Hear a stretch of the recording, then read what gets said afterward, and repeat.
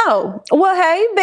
It's Jamie. That's me here. Welcome back to my channel, honey. Let's go ahead and talk about Married at First Sight. Let's get into it.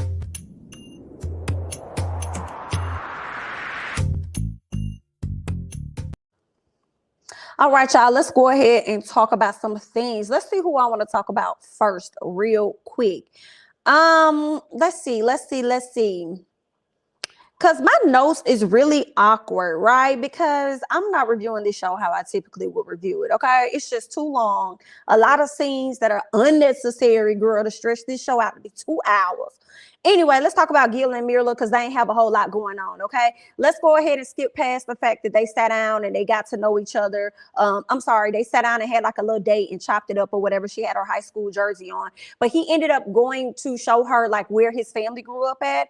And the location where his dad ended up passing away. So he showed her that. He says that he never showed it to anybody else before, so she's the first person to see that. Later on, we see where they have a sit down with Dr. Pepper, and what we learned is that they both pretty much love each other, but they have yet to come out and say that they actually love each other. Okay, so they're slowly growing into getting to that place where they say I love you, I guess. So there's that. Gil saying that he's told somebody that he loved them before in the past, and he just wants to make sure that he's not saying anything prematurely, right? He wants to make sure that he's sure when he says it, okay?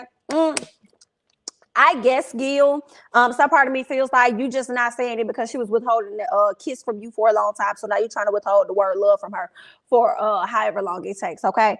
But we'll just see how that's going to go, okay? Obviously, they love each other. They care about each other. But I don't know if either of them are in love with each other. But let's move on. Myrla. So, they want to kind of grow to a place where they buy a house at some point when they have kids. They want to get a nanny and stuff. But in order for that to happen, Gil thinks that I guess both of them should save aggressively, and because of that, it's going to result in Myrla not being able to go out and shop and do whatever it is that she wants to do all of the time. She's going to have to limit that. He's not saying don't shop at all. He's just saying cut back, scale back just a little bit, okay? But she's not really trying to hear that. And he's like, but the time frame with your saving and my saving, we could accomplish this within 3 years. But what if we could get it done within a year and a half? You know what I'm saying? We could go ahead and get to those goals like this. She's not willing to compromise at this point. And I feel like it's because she feels like she's being changed. Right. And I understand that maybe she doesn't like change. But it's for the better, right? It's for the better. It's for a certain lifestyle that you may want. You want a big house. So at some point, you're going to have to sacrifice something, girl. You can still shop. You just can't shop to the same capacity that you would normally shop, right? So I feel like she's just giving him pushback because it's probably something she told herself that she'll never change for a relationship, or she won't do this or she won't do that. And now she's being confronted with that. And now she's giving him more, you know what I'm saying, friction for it. So I don't know, girl. But either way, good luck. Okay, we hope it works out for y'all. Who else do I want to talk about? Let's get to it. Do I have theirs here? Let me see, honey. Let's go ahead and talk about Ryan and Brett. So they seem to have connected more when he took her on a trip. Not on a trip, but they kind of like went to go fishing or something like that. And she says that she notices that Ryan is his best when he's in his element. Okay, so there's that. They ended up reading letters that they wrote to themselves, and yeah, they just talked, for the most part. It seemed like it was like a good date. It seemed like the both of them were connecting, right? That's what it looked like.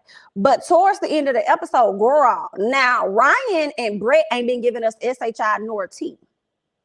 Okay, but it seems like towards the end of the episode, it was very interesting, right? So at this time, she wants to show him like photos and stuff of her when she was younger. But she's like, listen, I'm at a place where I don't think I really want to do that. I don't think I really want to show you anything because, I just got wind of some information. And he's like, well, what information did you get? She's like, oh, I got a text message from somebody. He was like, what was it about? She said it was about the fact that you went and downloaded a dating app. Yeah. And you ended up matching with somebody that I know. Right. So she said one of her friends texted her. So I don't know if this was the friend that he ended up matching with. And if you are the friend that he matched with, girl, you shady as hell. Now you ain't have to match with that man and then go back and tell her that your man on a dating app and we matched. Girl, you could have just said your man was on a dating app, took a screenshot. So I feel like how the apps are made, okay, from the one that I could recall that I had used, girl. both of y'all have to like each other. Both of y'all have to heart on each other in order for y'all to be identified as a match. Now, I don't know how they apps work, but that's how I thought it worked. Okay. There may be different ones. Okay. Maybe y'all just matched because y'all had similarities or something like that. Right. I thought that it had to be, a mutual thing for both of y'all to match. So that means that friend also matched on this man, knowing that this man is actually dating your good girl. Girl, I will watch my friend and Ryan. Okay, but then this what Ryan gonna tell her. He gonna tell her it's true. He said, I downloaded the app today. Today, baby, elimination ain't till next week. You done, so you ready? So we already know you're gonna get a divorce. Period. Okay, so you move very quickly with that, sir. Okay, and then gonna say that, but it's not active, baby. If you downloaded it today, it's active. What do you mean? Just because you not on it right now doesn't mean that it's not active. Even though you downloaded it today, we ain't even got to get to the status of the profile, baby. Let's start at the fact that you downloaded it today. Okay. And I hate it because I felt like earlier that day when they went fishing, he tried to make it seem like they may actually have a chance of moving forward or actually being something, when that's not necessarily the case, because you're so ready to get about this marriage. Girl, he is just, girl, Brett, let Ryan go on by his motherfucking business.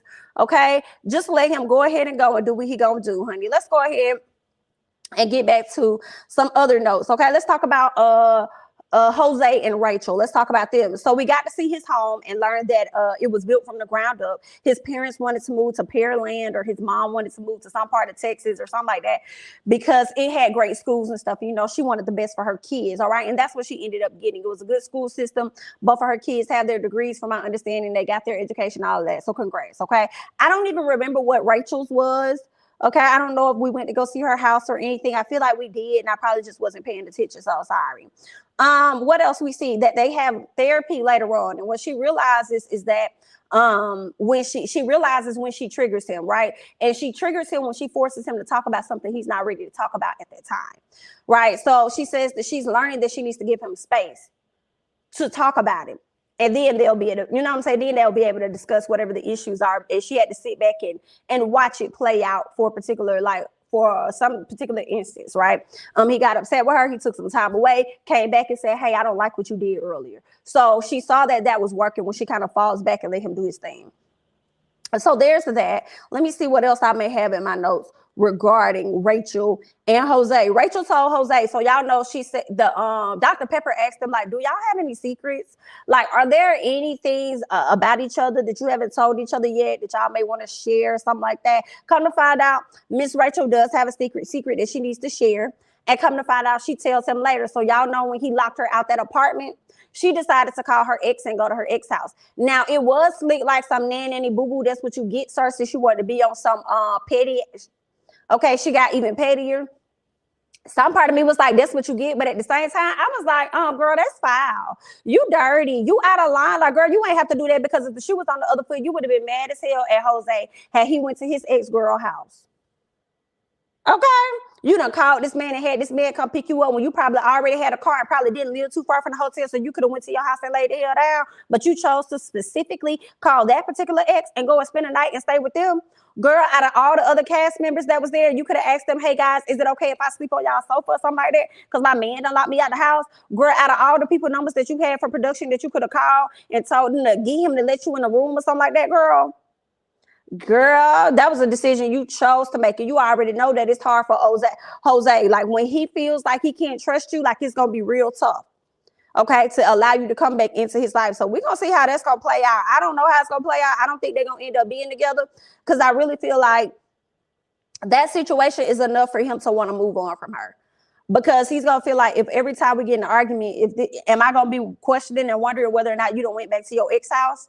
So he's still dealing with stuff from his childhood, I guess, when his dad cheated on his mom and stuff, and he didn't like how it all played out. So now it's, affecting him in his adult life. But I'm like, girl, that's probably, good luck. That's all I can really say, girl. I don't think it's going to work out between Jose and Miss Rachel at all. Did y'all catch when Jose said that he put he punched earrings in his ear? He punched holes in his ear when he was like, what he said, 4 or 14, one of the two? I feel like he was really young when he punched holes in his ear. And I was like, okay, then, Jose, well, do what you want to do, girl. You wanted it early, so Okay, let's move on. All right, so let's get to Zack. Zack still not talking to Michaela after they left the ranch. Okay, y'all know he left early. He wanted her to ride home with him the next day, and she was like, no. He was like, well, if you're not gonna ride back with me, then I'm gonna leave. And she was like, well, baby, you can leave right now. No. Get your stuff and you can go. And when he was getting ready to go, she decided to say, no, I want you to stay. And it's like, well, girl, which one is? You just told this man to get in the car and ride out. Now he about to ride out. You want him to stay. So what do you want him to do, girl? What's going on? What is it? Okay, so there's that, right? And he couldn't deal with it. So after that, once he finally left and she made a big scene or whatever, he decided to, like, he ain't been talking to her. She's reached out to him. He's still not talking to her. Okay. What else? They had a separate meeting. I believe Zack requested that they have a separate meeting with Dr. Pepper, meaning he sits with Dr. Pepper by himself and Michaela can sit with her by herself. Like, no. Right. So then Michaela ends up joining the session anyway, because Dr. Pepper convinced him to go along with it. OK, now what I did highlight is the fact that Michaela looked like she done lost weight throughout this process. I'm like, baby girl must be stressed out. OK, she highlights him leaving. She felt like he abandoned her. She knows he knows she has abandonment issues and he left her. And I'm like, how you gonna sit up there and call him out for leaving, but not acknowledge the fact that you was the one to tell him to go? So that's where Michaela be messing up in her relationships. She be saying a lot of stuff that she don't mean, hoping that the guy does the opposite. And if he does the opposite for her, it shows her that he actually cares. No, everybody not going to operate like that. Some people going to operate based on what it is that you say. So if that's not what you mean, you need to be mindful of what it is that you say. Okay. So Michaela says Zack has no evidence of her reacting in a bad way with him. And I said, what show are you on? What show are you on? What are you talking about? You definitely have temper tantrums on him. Now, I'm not saying Zack is always right, but Michaela, you have some flaws there too, dear. Okay, talk about he has no evidence of her reacting in a bad way. I'm like, girl, maybe he don't got the evidence. Maybe the cameraman got the evidence, okay? Because they done videotaped quite a few times you done showed your ass out here, okay? Get it together. So while they're in this meeting, Zack refuses to talk to her, and he gets ready to skate out on the plug because he don't want to have any conversation. She goes over to talk to Dr. Pepper, and she decides to call her, because I think Dr. Pepper asked her, like, is it something that you regret? And she says, I regret my panic attack that I had after he left. And I said, baby, that was not a panic attack. That was a temper tantrum. That's what you were having. You were having a temper tantrum because you weren't getting your way, because you told him to leave and you wanted him to tell you the opposite or say the opposite and say, no, I'm going to stay right here. I'm going to sit right here with you, Michaela, until you da-da-da-da. I think that's what you wanted, because for some reason you have it in your head that means that person cares, right? So I don't know. I don't like it, but that's that. So let's move on to something else with Zack and Michaela. Zack requests a closure meeting. Now, mind you, he ain't been talking to Michaela, but now he wants to request a closure meeting. And I kind of felt like that was petty, you know, a little bit. Like, what you need closure for? You already made the decision that you made. So are you asking for a closure meeting for her? Oh, okay. So he wanted to be done with the marriage, right? Basically. But by the end of the session, we see that he done changed his damn mind and he's opening up to fixing things. And I'm like, Zack, which one is it? Okay, just as much as you don't like Michaela walking out here and doing her tantrums and doing the most, you're confusing AF. Okay, so which one is it? Either you want it or you don't want it. 1 minute you telling her you don't want it, you can't do it, and then the next minute you playing on her emotions and you pulling her back. And it's sad to see that Michaela is actually in a situationship of a marriage. Okay, because it ain't no marriage, girl. It's a situationship. Okay, yikes. Let's move on. What else? Yeah, he said that he was open to talking to Michaela to see if he could save the marriage or whatever, fix it or whatever. But also said the word divorce. He said divorce will not dictate what happens with their relationship moving forward, because basically he wants to get the divorce, as he said back at the ranch. He wants the divorce, but how he wants things to play out between the both of them is let's date after the show to see if we had, see if we could actually go anywhere with this. Right. But Michaela wasn't really featuring that because she feels like things aren't going to change, so that's that. What else? Michaela was acting like she was over him, okay? And she didn't want to talk to him about anything. And that's because she's still mad at him. Like, girl, he want to leave, okay? If you don't want me, then don't talk to me. Go ahead and free yourself. That's where she was at with it. Like, baby, then go. I'm good. That's how you want to act. That's how you want to be. That's fine. I finally come to terms with being okay with it, right? What else? It seems like Zack wanted to have that one, to me, towards the end. of the meeting. He was like, I'm really open, Michaela. I'm really open to talking to you. If you're open to talking about it, like, I really want to fix this thing and blah, blah, blah, blah, blah, blah. Like, let's go somewhere. Let's go somewhere after here. Let's talk. What it was giving me was that Zack wanted to have that last rendezvous, that last night of passion, that last night of sex with Michaela before he wanted to have closure sex. Closure sex. That's what he wanted to have. He wanted to have that with her. That's what I was capturing. The whole time he was talking, I was like, girl, that boy just trying to smash on you one more time before it's all over with, before next week, before y'all hit the decision and it's full divorce. And he probably know at this point, you really not going to talk to him. So he wants to, smash up on you. And it kills me because Zack is just, I don't understand. It's like when she wants him, he don't want her. But when she don't want him, he wants her. It's like, girl, y'all so confusing, girl. Like, girl, let me hop off this roller coaster. Girl, send this man on his mother way. Anyway, honey, let's go ahead and get to Johnny and Bao. So Johnny admits as he's showing Bao the location where he grew up at and showing her, I believe, pictures, and he read a letter to himself. We're learning that he has daddy issues, okay? He opens up about his dad and his mom and how they didn't work out. His dad wanted them to move together in a different area. The mama wasn't here for it. The mama told him never to come back or whatever. But the moral of the story is Bao learned that he doesn't want to be alone like his dad. Celebrating birthdays and eating dinner, all of that, he doesn't want to end up alone like his dad. Okay? Bao takes Johnny to where she grew up at and showed him pictures and stuff of her old home, because I don't think the old home is there anymore. Right? She reads a letter to herself about her dad having PTSD and how the family still made it through. And what they both realize, Bao and Johnny, they realize that their view of marriage has a lot to do with how they saw marriage while as children, right? She saw that her mom persevered with her dad, and now they're even stronger and better than ever, right? So that's how she sees it when she's married to somebody. She's willing to weather the storm. Whereas with Johnny, his mom skated out on the plug from the daddy, and I'm wondering if the daddy was abusive for her to tell him to never come back around again, okay?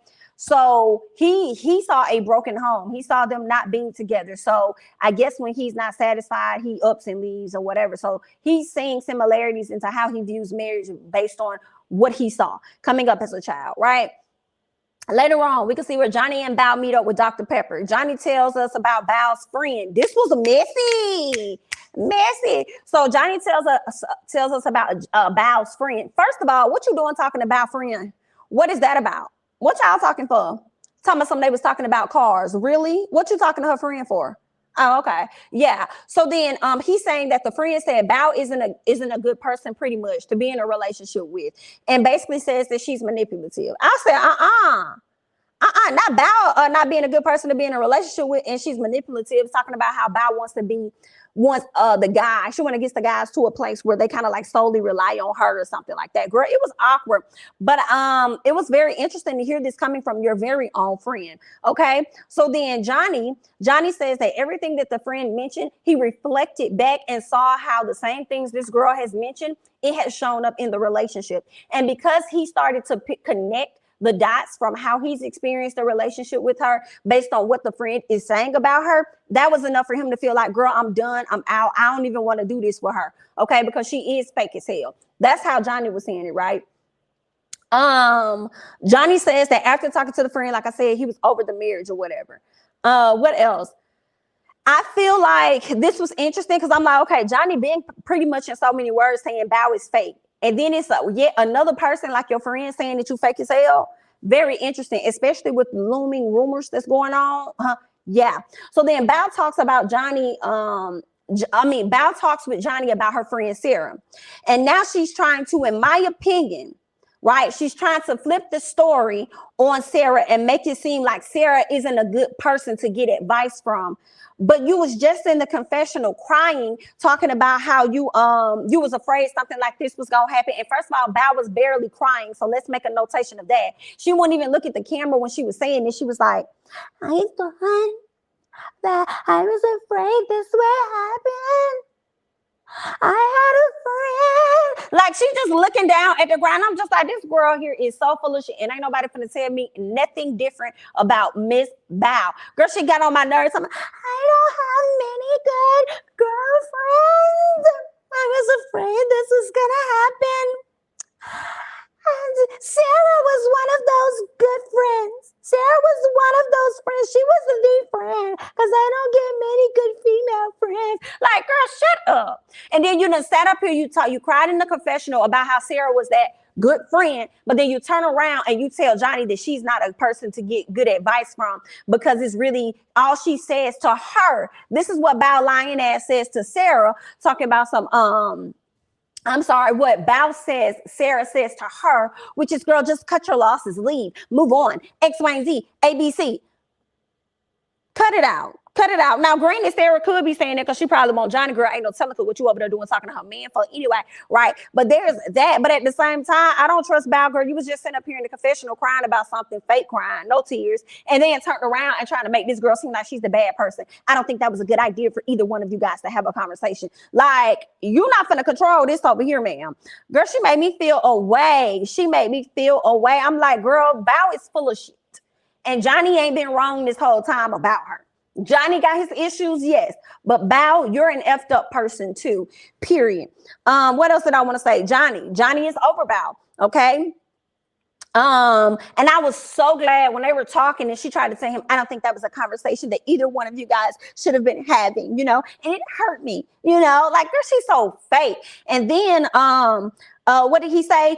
He was like, okay, well, I'm over it, or whatever it was Johnny said. Basically, Johnny was over Bow. And then Bow said, okay, well, I'm here. I'm still here whenever you're ready. Ball's in your court, Johnny. And I said, why are you trying to make it seem like it's on him? Like, and I was so glad that he said what he said.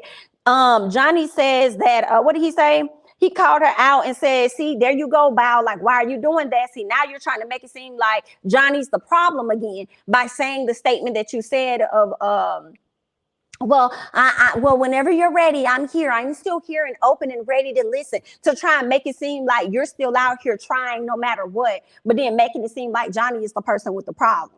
Okay, hopefully you guys follow me when I say that. But towards the end, I was glad that he called her out because I knew exactly what Johnny was saying. Because at this point, I feel like I'm starting to see through Miss Bow, especially with some of the tea that's been coming out saying that, girl, she had been you know what I'm saying, trying to get close to Zack or whatever like that, girl. Some things had been looming. Anyway, y'all can find that information out for yourselves and do y'all research or whatever like that. But I don't trust Miss Bow, okay, especially as I watch her, she's fake as hell. But that's all I got, honey. Y'all leave y'all thoughts and comments down below on Married at First Sight. I'm Jamie, that's me, honey. Don't forget to like, comment, subscribe, share my videos, follow me on Instagram and Twitter, and I'll catch you guys in the next one. Bye-bye.